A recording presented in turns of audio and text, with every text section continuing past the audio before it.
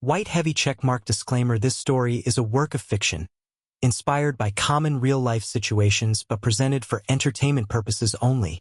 All characters, dialogues, and events are entirely imagined and dramatized to tell a romantic narrative. Any resemblance to actual persons or events is purely coincidental. This content complies with YouTube's community guidelines and is suitable for general audiences, without showing or implying any explicit or inappropriate behavior. The video is fully monetizable and safe for viewers.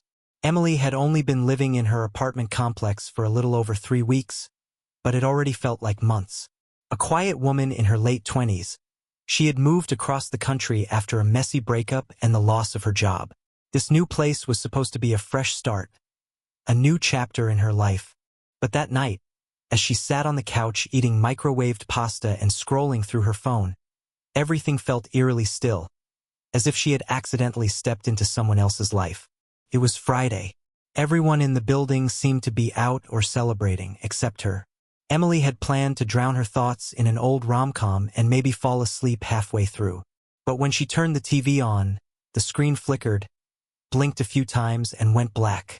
The remote didn't help, and the power button on the side didn't do anything either. She let out a sigh, rubbing her forehead. Seriously? Not tonight. She stood there for a while, unsure of what to do. That's when she remembered her next-door neighbor, Jake. She had only seen him once, during move-in day. Tall, broad-shouldered, quiet, with dark hair and a calm voice. He had helped her carry a box and smiled politely. She hadn't spoken to him since. Should she knock? Would it be weird? After a minute of mental tug-of-war, she finally walked over and gently tapped on his door. Her heart pounded, from nervousness, embarrassment, and maybe something else she wasn't ready to name yet. The door creaked open, and Jake stood there wearing a plain white t-shirt, holding a mug. "Hey," he said, blinking as if surprised to see her. "Everything all right?" Emily chuckled awkwardly. "Sorry to bother you. My TV just died, and I don't know what I'm doing. Any chance you're good with wires?" He smiled, stepping aside. "I can take a look." Back inside her apartment, Jake kneeled by the TV while Emily hovered nearby, trying not to seem too eager. As he checked the chords and settings, they began to talk. Casually at first. Just neighborly chatter. But with each passing minute, the conversation flowed more easily. Emily found herself laughing at his dry humor, while Jake listened attentively to her rambling stories. And then, the TV flickered back to life. "Got it," Jake said simply. Emily clapped her hands. "You're a lifesaver." But neither of them made a move to end the moment. Instead, they stood there, in the soft glow of the screen, silently wondering if something bigger had just been switched on, not just the television. Emily wasn't sure what had surprised her more, that Jake had fixed her TV in under 10 minutes, or that he had stayed afterward, sitting comfortably on the far end of her couch, both of them now watching the very movie she'd been planning to see alone. She offered him popcorn half-jokingly, and he accepted, settling in like it wasn't the first time he'd been there. The initial awkwardness faded quickly. Jake was easy to talk to, not overly talkative but thoughtful, precise with his words. He asked her about her move, her job search, and her reasons for starting over. He didn't pry, but he listened in a way that made Emily want to open up. Before long, she was telling him about her ex, about the job that left her burned out, and how she sometimes questioned if she made the right decision coming here. Jake nodded through it all, sipping from a second mug of tea she'd made for him. "Starting over isn't weakness," he said quietly, his voice low and steady. "It's probably the bravest thing someone can do." She blinked, taken aback. "That's oddly comforting coming from someone I barely know." "Well," he smiled, "you know me a little now." They watched more of the film, laughing at the cheesy lines and predictable plot. But Emily could feel something shifting. Not in the room, but in herself. She noticed the way Jake glanced at her when she laughed. She caught the way his fingers tapped the rim of his cup when he was thinking. Every little detail, she took in like she was storing pieces of a puzzle she didn't realize she wanted to complete. Jake eventually shared his own story. He was a freelance photographer who'd lived in the building for over 2 years. He liked quiet evenings and hated small talk, which explained his distant nature. He told her about his travels, snapshots of life through his lens, and Emily found herself mesmerized. He wasn't just a neighbor anymore. He was layered, real, present. Then came the moment neither of them expected. A sudden loud thunder rolled through the city. Unexpected rain. Emily glanced toward the window. The downpour was heavy and wild. Jake chuckled. "Guess I'm stuck here for a while." Emily, without hesitation, said, "I don't mind." Silence followed, but it wasn't tense. It was soft, magnetic. Their eyes met, and in that second, the whole apartment, the TV, the rain, the past, disappeared. "Jake," she said carefully, "do you always help strangers with broken TVs?" He smiled, eyes warm. "Only the ones who laugh at bad movies and make good tea." It wasn't a confession. It wasn't a line. But it was something, and it hung in the air between them like a thread waiting to be pulled. The rain outside continued to pour, drumming rhythmically against the window panes. Inside, the apartment felt strangely warm, almost cocooned from the rest of the world. Jake stood up and walked over to the glass, looking out at the soaked city. "It's not letting up anytime soon," he said. Emily joined him, her mug still warm in her hands. From beside him, she looked out too, but her attention drifted. She wasn't thinking about the rain anymore. She was thinking about him, how someone so seemingly distant could, in just a couple of hours, feel so familiar. "Do you ever feel like life brings certain people into your life at the weirdest times?" she asked. Jake turned to look at her. "All the time." There was a beat of silence before she added, "I was really lonely before tonight." Jake didn't smile this time. His expression turned soft, thoughtful. "You don't have to explain," he said. "I get it." And he did. He didn't try to fill the silence with cliches or comfort her with shallow lines. Instead, he simply existed with her in the quiet, a rare kind of presence that didn't ask anything of her. They ended up back on the couch, this time a little closer. The movie played in the background, but neither of them was watching. Instead, their conversation deepened, from light talk about favorite foods and childhood memories to more vulnerable things. Jake shared that he had once been engaged years ago. It didn't work out. He didn't go into full detail, but the pain was there in his voice, tucked just beneath the surface. Emily listened carefully, respectfully. "Do you still talk to her?" "No," he said simply. "But I learned a lot from that chapter." She nodded slowly. "Sometimes I feel like I'm just made of broken chapters." Jake looked at her then, something unspoken behind his gaze. "Maybe. Or maybe you're just between the good parts." That made her smile. The room seemed to hum with something neither of them dared name. She reached over and touched his hand. Gently, unsure. He didn't flinch. He didn't pull away. He simply turned his palm up and laced his fingers through hers. No rush, no pressure, just warmth. Outside, the storm raged, but inside, the world had slowed down. The pull between them had grown quiet, steady, undeniable. Jake eventually said, "I can sleep on the couch if the rain doesn't stop." Emily looked at him, surprised by the sudden twist in her heartbeat. "You don't have to," she said softly, almost a whisper. Their eyes locked again. Nothing more needed to be said. In that moment, something real, something delicate but strong, had begun. The first light of morning crept through the sheer curtains, casting a golden hue over the small apartment. The rain had stopped sometime in the early hours, leaving behind that crisp, post-storm freshness in the air. The only sound now was the soft hum of the refrigerator and the distant city waking up beyond the window. Emily opened her eyes slowly, feeling a strange sense of peace, the kind she hadn't felt in months. Her head rested gently on Jake's shoulder, both of them curled up under the throw blanket on the couch. Nothing had happened beyond closeness, conversation, and falling asleep beside someone who made her feel safe. And yet, it felt more intimate than any night she'd had in years. Jake stirred beside her. "Morning," he murmured, his voice still rough from sleep. She smiled. "Morning." Neither of them moved at first. It was the kind of morning that didn't demand rushing, no urgency, No regrets. Just quiet contentment and the warmth of two people who, hours ago, were just neighbors. "Did you sleep okay?" he asked. She nodded. "Better than I have in a long time." Jake stretched a little and sat up, rubbing the back of his neck. "I should probably go back to my place and let Luna out before she destroys everything," he said with a chuckle. Emily laughed. "Poor Luna. She probably thinks you've abandoned her. I'll make it up to her with treats." As he stood to leave, there was an awkward pause, that moment of uncertainty after a night that changed everything.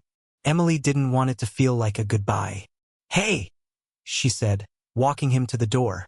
"Thank you for last night, for staying, for being—" She hesitated, then settled on, "kind."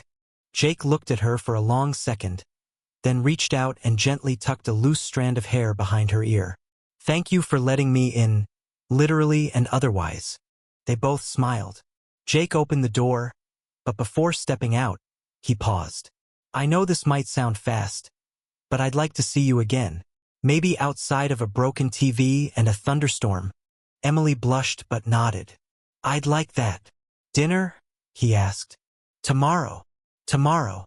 And with that, he left.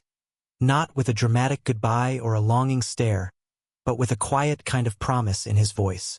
Emily closed the door and leaned against it, her heart full in a way she hadn't expected. She looked around her apartment. Same space, same furniture. Yet everything felt different, lighter, as if the heaviness that had settled in her life had finally cracked open, letting something good in. For the first time in a long while, she was actually looking forward to tomorrow. The following day passed slowly for Emily. Though she tried to focus on work and chores, her mind kept drifting to Jake. The way he looked at her before leaving, the calm presence he brought into her home, and the flutter in her chest that hadn't stopped since. Around late afternoon, she found herself standing in front of her closet longer than she normally would for a casual dinner. It wasn't a date, not technically, but it wasn't not a date either. She finally chose a soft blue blouse and jeans, something in between comfort and effort. Jake picked her up just before 7. He had changed into a dark olive shirt and wore a cologne that smelled clean and subtly masculine. He didn't bring flowers, but he brought something better: Luna, his overly excited golden retriever who wagged her tail like she was seeing an old friend. "She insisted," Jake said with a laugh. They ate at a quiet little Italian place a few blocks away. Candlelit tables, cozy booths, and soft instrumental music playing in the background. Just enough atmosphere to make things feel personal, but not overly romantic. They talked for hours, falling into easy conversation about childhood memories, embarrassing stories, and the little quirks of city life. But beneath the laughter, there was an undeniable tension, an emotional current they both felt but hadn't named. It hovered in their pauses, in the way Jake would glance at her lips when she spoke, in the way Emily's fingers lingered on her wine glass as she nervously spun it in circles. At one point, Jake grew quiet. "Can I ask you something personal?" he said, his tone softer. Emily nodded. "Are you really okay?" he asked. "I mean, with everything you've been through, I don't want to cross a line, but I've seen the way you kind of shrink into yourself sometimes." Emily hesitated. She wasn't used to someone noticing, not like that, and especially not asking in a way that sounded like he genuinely cared. "I think I've gotten good at pretending I'm okay," she admitted. "After my last relationship, I told myself I didn't need anyone. I put up these walls, told myself it was safer that way." Jake didn't interrupt. He just listened. "But last night, and tonight, it's like I remembered what it felt like to be seen, to laugh without forcing it, to feel something again." Jake's gaze softened. "You deserve that, and more." Silence settled between them, but it wasn't uncomfortable. It was full of meaning, of truths left hanging in the air. On the walk home, their hands brushed. Neither pulled away. Emily looked up at Jake and smiled. She didn't know what this was yet, or where it was heading, but for the first time in a long time, she wasn't afraid to find out. And Jake looked like someone willing to wait for her to be ready. A week passed after their dinner, but the feeling it left behind lingered in the quiet corners of Emily's mind. Every time she passed Jake's door, her heart beat a little faster. Every time her phone buzzed, she secretly hoped it was him. And often it was. They started seeing each other more.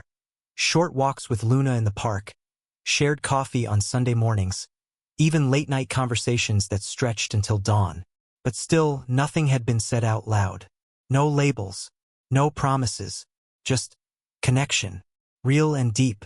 It was during one of those late-night talks, sitting on Emily's couch with the TV flickering quietly in the background, that things shifted. Rain tapped gently on the windows, and Luna snored softly at their feet. Jake was staring ahead, clearly deep in thought. Emily watched him, sensing something stirring beneath the surface. "I've been trying to find the right moment," he finally said. Emily turned slightly, her brows raised. "For what?" Jake took a breath, as if gathering his courage. "To tell you the truth." He paused. Emily stayed silent, giving him space. "I moved into this building after a pretty rough breakup," he began. 3 years of trying to make something work that just wasn't right. I told myself I was fine, that I'd stay single, focus on my work, take care of Luna, and just live. Emily nodded slowly, listening. "But then I met you," he said, turning to her now. "And it felt like life knocked the wind out of me, in the best way. You were quiet, kind, and a little guarded. And still, I couldn't stop thinking about you. Not because I needed saving or fixing, but because for the first time in a long time, I saw someone who made me want to hope again." Emily's breath caught in her throat. Jake continued, "I didn't want to rush it. I didn't want to scare you off. I know you've been through your own pain. But Emily, I like you, more than I probably should. And I just needed you to know." The room seemed to hold its breath. Emily's voice came out softer than she expected. "I thought I was imagining it. All these little moments between us. I kept telling myself it was just kindness. Just a good neighbor being friendly." Jake smiled faintly. "It's never been just that." Tears welled in her eyes, not from sadness, but from the overwhelming relief of being truly seen, truly wanted. Not for convenience or comfort, but for who she was. She reached over and took his hand.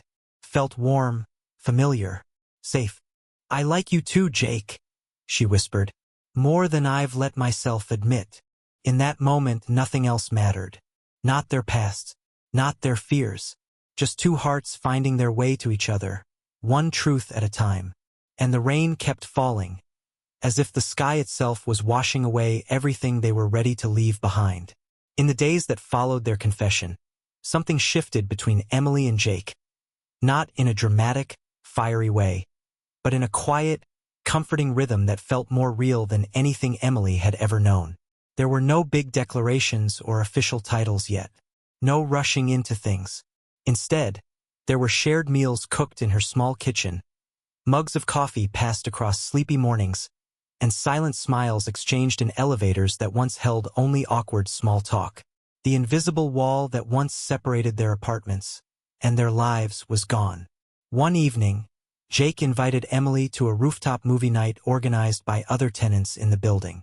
She hesitated at first, nervous about stepping into something public with him, but his reassuring smile calmed her.